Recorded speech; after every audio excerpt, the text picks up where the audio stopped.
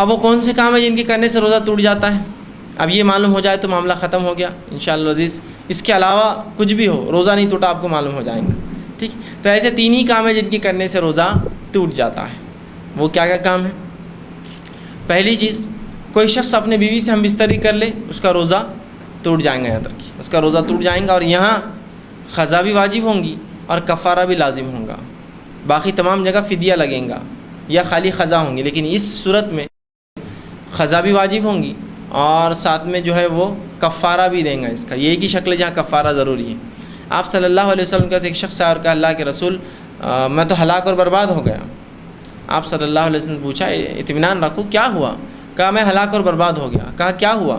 تو کہا میں نے روزے کی حالت میں اپنی بیوی سے ہم بستری کر لی. تو اب اللہ کے رسول نے کہا ٹھیک ہے کوئی بات نہیں، اگر یہ غلطی تم سے ہو گئی تو کوئی مسئلہ نہیں، اب تم ایک کام کرو، ایک غلام آزاد کر دو. تو کہا اللہ کے رسول میں غلام کیسے آزاد کر سکتا ہوں؟ میں تو جو ہے بہت ایک غریب آدمی ہوں، میں غلام نہیں آزاد کر سکتا ہوں غربت کی وجہ سے.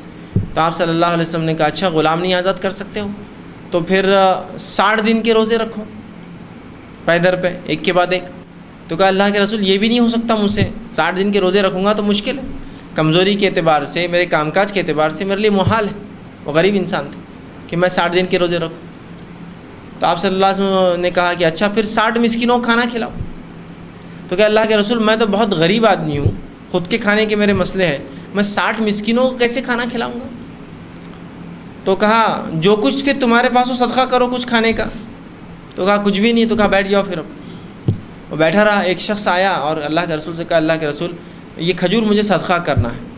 تو کہا یہ اچھی بات ہے. آپ نے کہا وہ شخص کہاں ہے جو ابھی بیٹھا تھا جس کے پاس کچھ بھی نہیں تھا کفارے میں دینے کے لیے؟ تو کہا کہ اللہ کے رسول فلاں وہ آیا. کہا اللہ کے رسول میں آیا ہوں. کہا کہ اب یہ کھجور لے کر جو ہے اپنے علاقے کے سب سے غریب لوگوں میں تقسیم کر دو، یہی تمہارا کفارہ، مطلب جو طاقت ہے وہ خرچ کر دو پھر آخر میں. تو اس نے کہا اللہ کے رسول سچ بتاؤں تو مجھ سے زیادہ غریب تو کوئی گھر ہی نہیں ہے میرے علاقے میں، مدینے کی بستی کا میں سب سے غریب آدمی ہوں. تو کہا جاؤ اب تم ہی کھا لو، اپنے بھی بچوں کو دے دو، کیا کریں گے. اور اسی نے کھا لیا. اس حدیث سے یہ بھی پتہ چلتا ہے کہ دین اسلام کتنا آسان ہے، اس میں کوئی مشقت نہیں دیکھی، اس کے لیے آسانی دیکھی. لیکن اس ترتیب کو ہم کو فالو کرنا پڑے گا. ہم کو پہلے غلام آزاد کرنے والا عمل کرنا پڑے گا. غلامی چونکہ نہیں ہے تو چھوڑ دیجیے. 60 دن کے روزے کی کوشش کرنا پڑیں گی، دوسرا کفارہ. اگر یہ بھی نہ ہو سکے تب پھر تیسرا آپشن آئے گا 60 مسکینوں کو کھانا، اور یہ نہ کر سکے تب چوتھا آپشن آئے گا کہ جو کچھ اللہ نے دیا ہے اس میں سے کچھ آپ کھانے کی شکل میں لوگوں کو دیں. یہ لاسٹ سٹیج. ٹھیک، ترتیب میں ہی آنا پڑے گا. غلام آزاد کرنا، 2 مہینے کے روزے رکھنا، 60 مسکینوں کو کھانا کھلانا. یہ اگر نہ ہو سکے تب جو ہے اللہ نے جو کچھ دیا اپنی استطاعت کے مطابق اللہ کی راہ میں خرچ کرنا. تو اسی لیے میں نے پہلے کہا احتیاطی سب سے اچھی چیز ہے کہ انسان اس عمل کی طرف جائے ہی نہ جو اس سے ہو جائے جس کی وجہ سے کفارہ اسے دینا پڑے. تو کفارہ بھی لازم ہے اور وہ روزے کی قضا بھی لازم ہے. دوسری شکل جس میں روزہ ٹوٹ جاتا وہ یہ ہے جان بوجھ کے خے کرنے سے روزہ ٹوٹ جاتا ہے.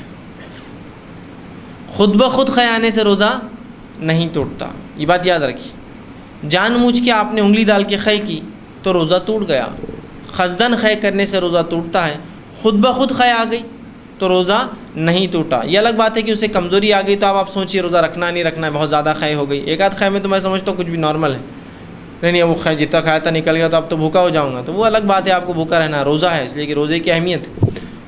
لیکن زیادہ خے ہو گئی تو آپ چاہے تو توڑ دیں، لیکن خے اپنی ذات سے روزے کو نہیں توڑتی. قصدن جان بوجھ کر خے کرے تو روزہ توڑتا ہے.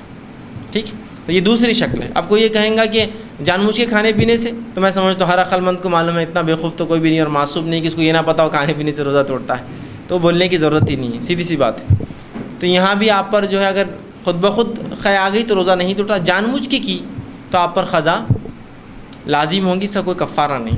ٹھیک، اسی طرح تیسرا کوئی شخص حیض اور نفاس، کوئی خاتون کو حیض اور نفاس آ جائے تو بھی اس کا روزہ ٹوٹ جاتا ہے. بس یہ 3 ہی شکلیں ہیں روزے کی ٹوٹنے کی.